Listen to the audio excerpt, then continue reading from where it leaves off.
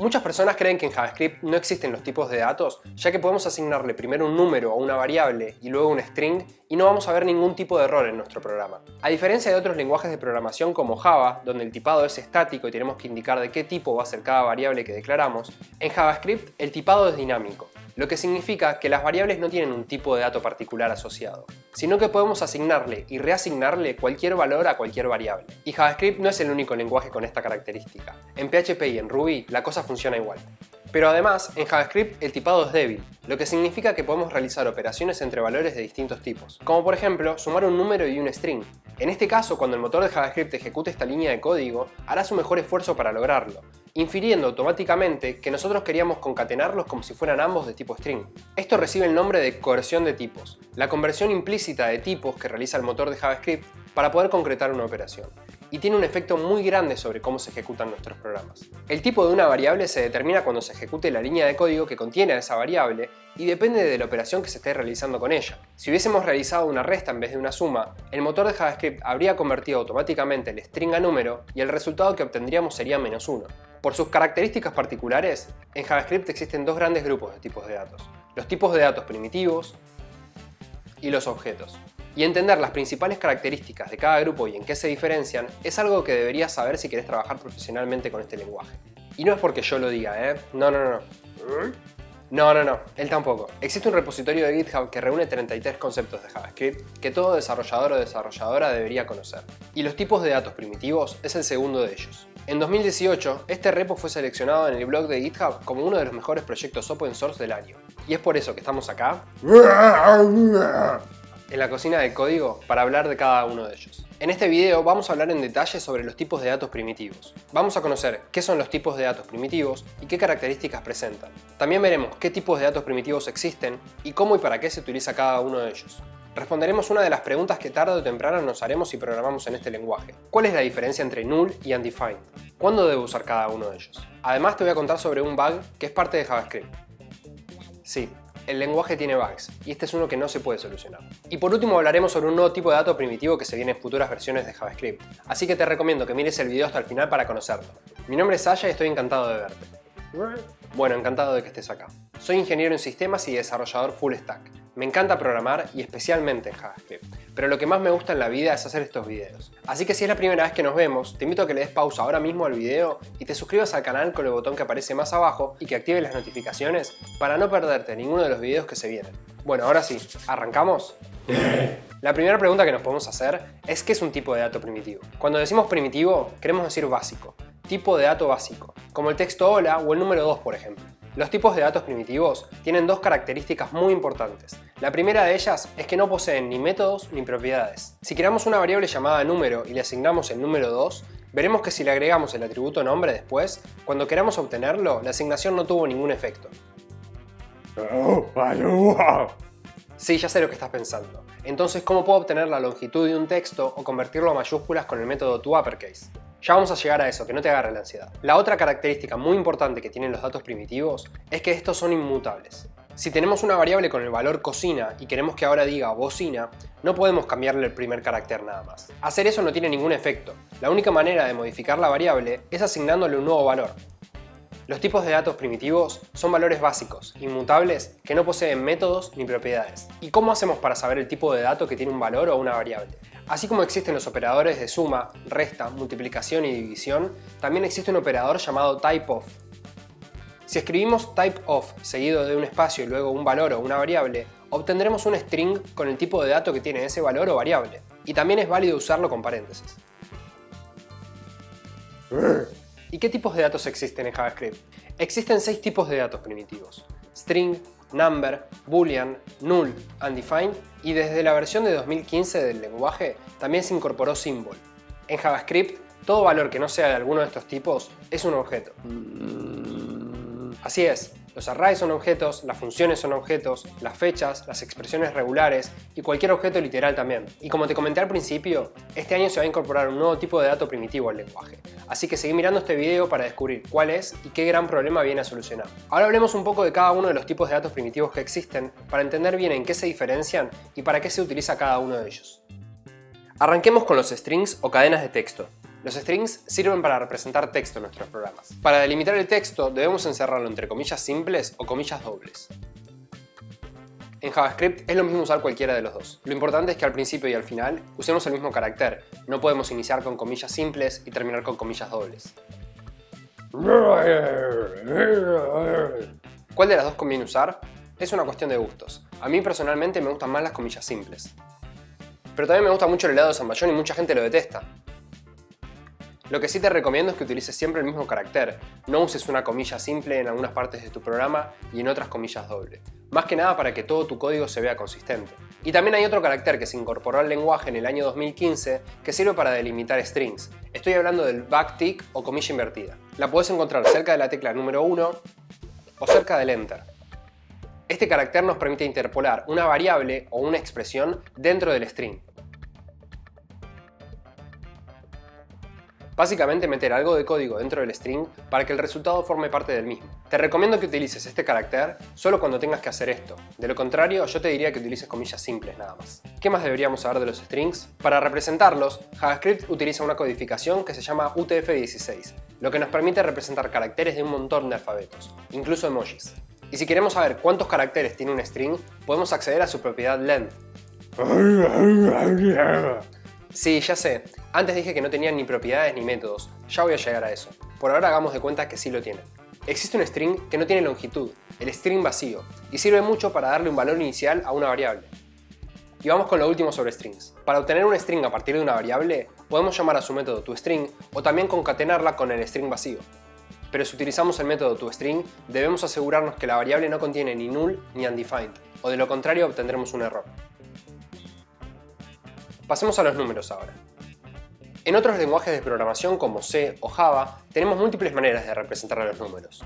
Por ejemplo, si queremos un número entero entre menos 128 y 127, podemos usar una variable de tipo byte en Java o char en C, la cual va a ocupar exactamente un byte en la memoria de la computadora. Y si queremos números más grandes en esos lenguajes, podemos usar int o long, que ocupan 4 y 8 bytes. Y estos lenguajes también tienen los tipos float y double para representar a los números que tienen una parte decimal. En JavaScript no existe tanta variedad, solo existe un tipo de dato para los números, number, y sirve para representar tanto los números enteros como los decimales y a los negativos también. 2 es un number, menos 10 es un number y 3,14 también es un number. Y existe el 0 y el menos 0, pero si los comparamos tienen el mismo valor.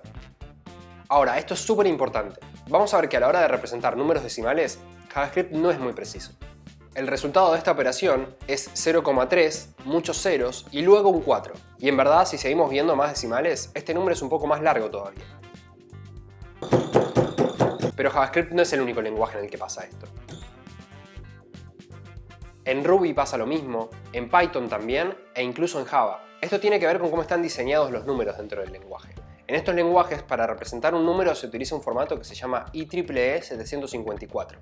Y en este formato, cada número ocupa 64 bits en la memoria de la computadora, es decir, 8 bytes. Y así como tenemos errores de aproximación al usar una calculadora, esto es algo muy similar. Cuando trabajamos con números decimales en JavaScript, es muy importante que usemos la función toFixed para poder truncar el número por la cantidad de dígitos después de la coma que queremos usar. Pero esta función nos devuelve un string. Si lo que queremos es un número, podemos agregarle el símbolo más para convertirlo a tipo numérico. El rango de números que podemos usar con este formato va desde un número después que 2 a la 53 negativo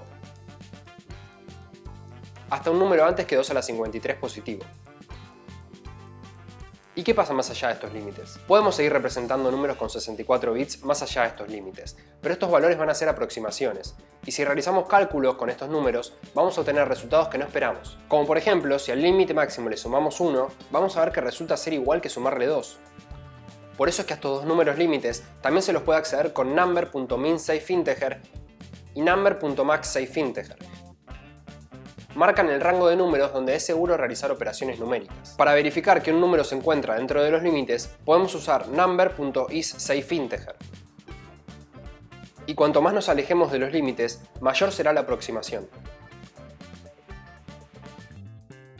Number max value y number min value son el número más grande y el más pequeño que vamos a poder ver representado con estos 64 bits. Pero acordate que no es seguro operar con ellos, son solo una aproximación de esos valores. Pero hay dos valores de tipo number que van más allá de estos números, el infinito positivo y negativo. ningún número es más grande que el infinito ni más pequeño que el infinito negativo. Y para verificar que un número no sea infinito, podemos usar la función isFinite pasándole por parámetro el valor que queremos verificar.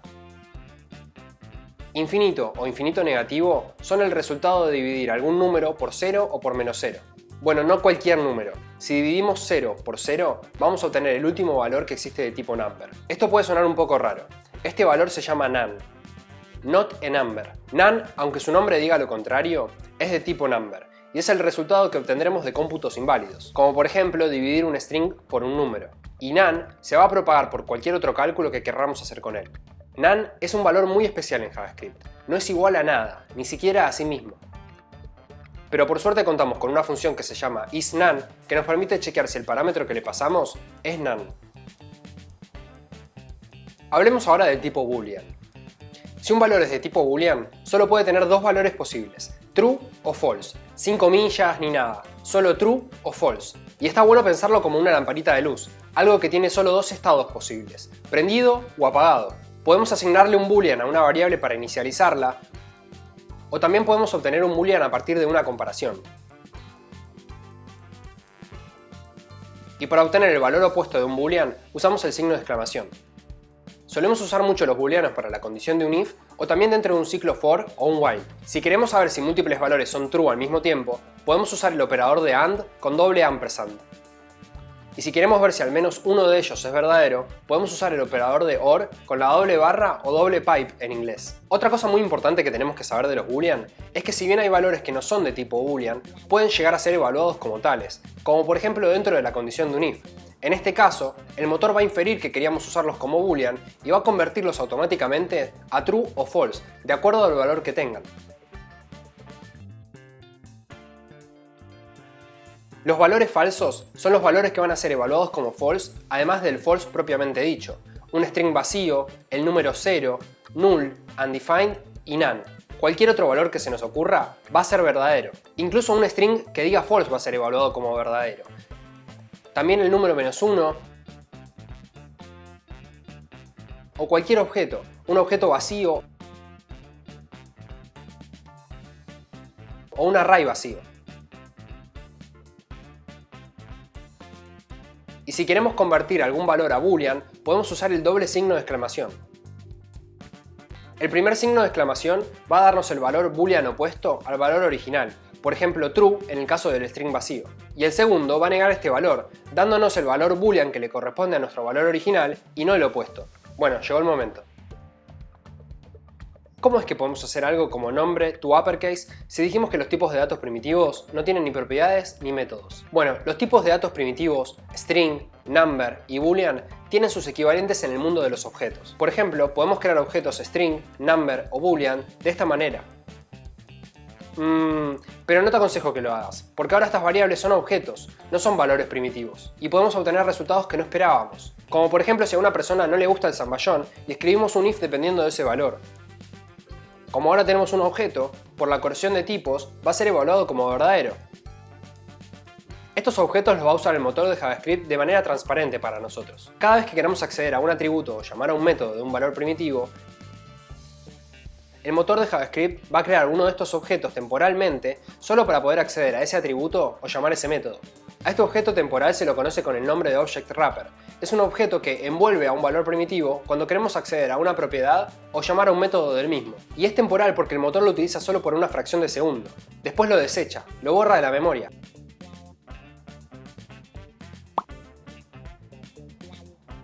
Null es el tipo de dato para representar la ausencia de valor. Sirve para decir que una variable no contiene nada, está vacía o que todavía no conocemos su valor.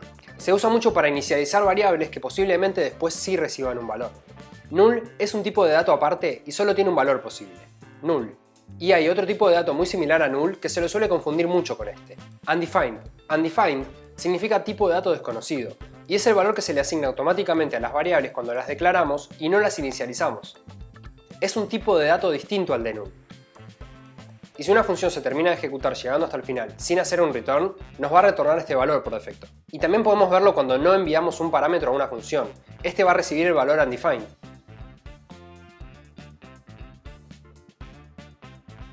La gran pregunta es, ¿cuál deberíamos usar? null o undefined. Técnicamente podemos asignarle undefined a una variable, pero no es lo recomendado. Si queremos decir que esta variable está vacía, deberíamos asignarle el valor null. Undefined es un valor que deberíamos dejar para que el motor de JavaScript asigne automáticamente. Sí podemos preguntar si el tipo de una variable es undefined. Eso significaría que aún no se le dio ningún valor, o que no se recibió ese parámetro, o que una función se terminó de ejecutar hasta el final sin devolver ningún valor. Y tenemos que tener mucho cuidado con los valores null y undefined. Si tenemos una variable que tiene alguno de estos valores y queremos acceder a alguna propiedad o método en ella, vamos a tener un error que es de los más comunes en JavaScript. Cannot read property to uppercase of null. Null y undefined no tienen object wrappers como los strings, numbers o boolean, por eso es que hay que tener mucho más cuidado con estos valores. ¿Y querés saber de qué se trata ese bug que tiene JavaScript? ¿Te imaginas de qué tipo de dato es null? Si preguntamos por el tipo de dato de null, te va a sorprender el resultado de esta operación. Es object. Wow, calma. Esto podría dejarnos pensando que el tipo de dato de null es object, pero no lo es. Null es un tipo de dato primitivo, y este es un bug que existe desde el comienzo de JavaScript, pero que ya es demasiado tarde para arreglar. De hecho, hubo una propuesta para arreglarlo y hacer que typeOfNull devuelva null. Pero se descartó, ya que muchos sitios web dependen de este bug para funcionar correctamente. De todas maneras, no creo que tengas muchos problemas con este bug en tu día a día. Y a pesar de que typeOfNull devuelva object, null es uno de los valores falsos. Si se lo evalúa dentro de la condición de un if, la ejecución va a continuar con el bloque else. Pero es algo que tenemos que saber y tener en cuenta. Null es un tipo de dato primitivo aunque typeOfNull devuelva object. Y ya que estamos hablando de typeof y objetos, si bien las funciones son objetos, es decir que tienen propiedades y métodos que pueden cambiar, el operador typeof hace una distinción con las funciones y nos dice que son de tipo function. Esto te lo comento solo para que sepas cómo funciona el operador typeof con las funciones. Si bien nos devuelve function, no dejan de ser objetos. Bueno, vamos que no falta mucho, Queda el último tipo de dato primitivo y el que se viene en la próxima versión y listo. El último tipo de dato primitivo del que deberías saber se llama symbol. Y es relativamente nuevo en JavaScript. Apareció en el 2015. Symbol se usa para crear valores únicos y repetibles, como las huellas digitales. No hay una manera literal de crearlos como los strings que podemos encerrarlos entre comillas. Para crear uno nuevo, tenemos que llamar a la función symbol y nos va a devolver un nuevo símbolo. Pero no podemos crearlos anteponiendo la palabra new. Si lo intentamos, vamos a tener un error. Podemos pasarle una descripción a los símbolos, pero esta solo sirve para entender mejor nuestro código y para cuando estamos buscando bugs, no tiene otra funcionalidad. Es más, aunque creemos dos símbolos con la misma descripción, no van a ser iguales. Cada uno es un valor distinto, único y repetible. Incluso si creamos dos símbolos sin descripción, estos tampoco van a ser iguales. Se ven iguales, pero cada vez que creemos un nuevo símbolo, estamos creando un nuevo valor. Un símbolo solo es igual a sí mismo,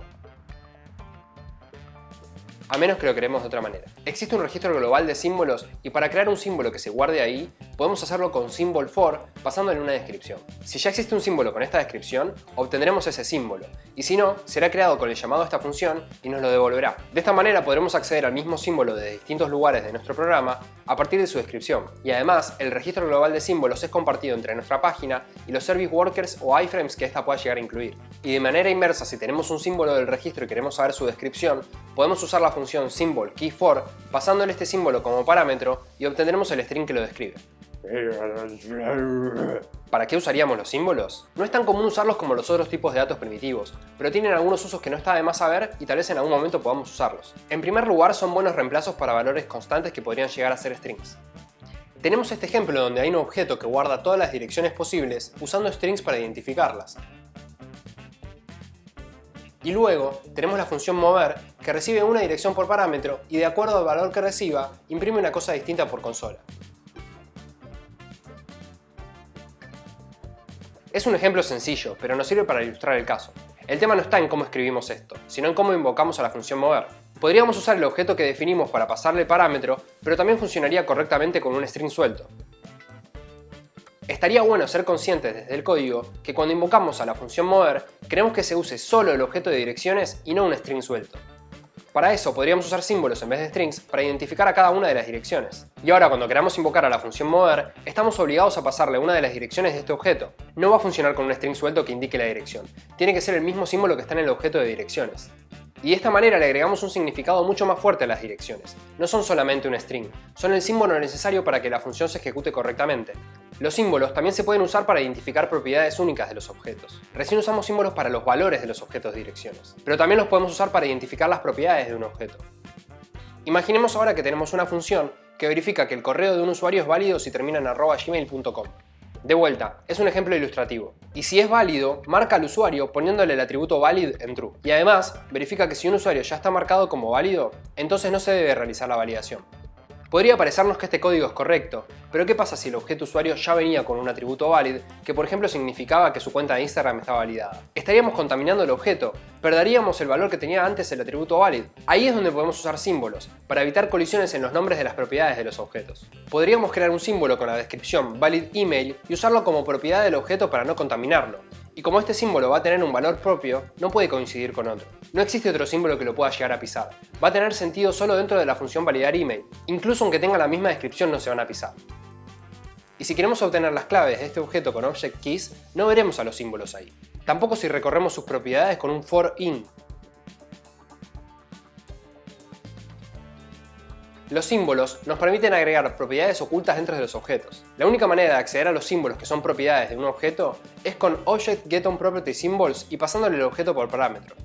Y por último, también existen lo que se llaman los símbolos destacados. Los símbolos destacados son símbolos que figuran como propiedades de la función symbol y que permiten modificar el comportamiento de algunas funcionalidades del lenguaje. La misma función symbol que sirve para crear símbolos también tiene propiedades que a su vez son símbolos, como por ejemplo iterator, y es como que en alguna parte interna de JavaScript se crea un nuevo símbolo y se lo asigna a esta propiedad. Y este símbolo destacado en particular nos sirve para modificar la manera en que se recorre un array, por ejemplo. Cuando recorremos sus elementos dentro de un ciclo for/of, o lo expandimos de esta manera. Como podemos ver en estos ejemplos, los elementos del array se recorren en el sentido inverso.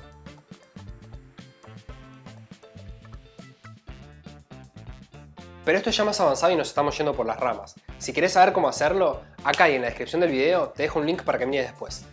Si llegaste hasta esta parte del video, es porque querés conocer el nuevo tipo de dato primitivo que se va a incorporar al lenguaje. Se nota que te gusta JavaScript y que querés seguir aprendiendo más, así que te invito de nuevo a que te suscribas al canal y que actives las notificaciones para enterarte cuando publique nuevos videos. Ahora sí, hablemos de los BigInts. Como vimos, podemos usar los números de manera segura hasta un número antes de 2 a la 53. Estamos muy limitados. ¿Qué pasa si queremos ir más allá? Por ejemplo, la API de Twitter nos entrega los tweets con dos campos para la ID. Uno que es un número y el otro que es un string. Esto es por si el campo del número cae fuera del rango seguro para operar. Y si queremos convertir un número de estos a string, ya vamos a tener un error de aproximación. Por suerte, hoy en día existen librerías como Big Number que nos permiten realizar cálculos entre números tan grandes como queramos. Bueno, por suerte no, gracias al grupo de desarrolladores que está detrás de esta librería. Pero si esto fuera parte del lenguaje, no perderíamos nada de performance y tendríamos una manera nativa de usar estos números. El tipo de dato primitivo BigInt permitirá en próximas versiones del lenguaje utilizar números enteros sin límites. Actualmente esta propuesta se encuentra en la tercera etapa para ser incorporada al lenguaje, no le falta mucho. Y es posible que se incorpore a la versión de ECMAScript 2019 o 2020. Tal vez al momento en que estés mirando este video ya fue incorporada. En algunos navegadores como Chrome, Firefox u Opera ya se pueden usar, pero en otros todavía no está disponible. ¿Cómo usamos el tipo de dato BigInt? Simplemente escribimos el número que queremos y le agregamos una n al final. También podemos usar la función BigInt para crearlos a partir de números o strings. Ahora, una cosa muy importante. Si bien como vimos JavaScript es débilmente tipado, si intentamos realizar una operación entre un BigInt y un número, tendremos un error de tipos. Esta operación no está permitida. Asimismo, no podemos realizar cuentas con math y BigInts porque internamente intentará convertirlos a números y lanzará una excepción. Los BigInt son un tipo de dato aparte solo para números enteros grandes, tan grandes o tan pequeños como queramos, negativos o positivos. Sí podemos realizar cuentas entre ellos, pero ambos valores tienen que ser BigInt. Y tenemos que tener mucho cuidado si queremos convertirlos a números, porque podemos caer de vuelta en los errores de aproximación. Ahora sí, ya conocemos todos los tipos de datos primitivos. Empezamos aprendiendo las dos características principales que tienen los tipos de datos primitivos. Son valores básicos, inmutables y que no poseen propiedades ni métodos. Vimos que existen los strings para representar textos y que gracias a que JavaScript utiliza una codificación que se llama UTF-16 para representarlos, podemos representar caracteres de varios idiomas, incluso emojis. Luego hablamos de los números y aprendimos que hay dos números que marcan los límites donde es seguro realizar operaciones numéricas en JavaScript. Esto es porque se usa un formato que se llama IEEE 754 para representar a los números, donde cada número en la computadora ocupa 64 bits u 8 bytes.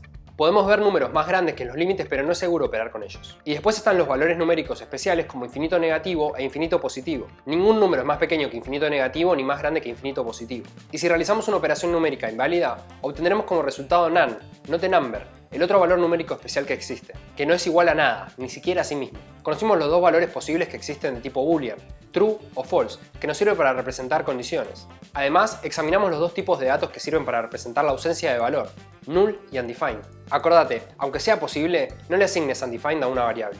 En cambio, usa null para expresar explícitamente que esa variable todavía no contiene nada.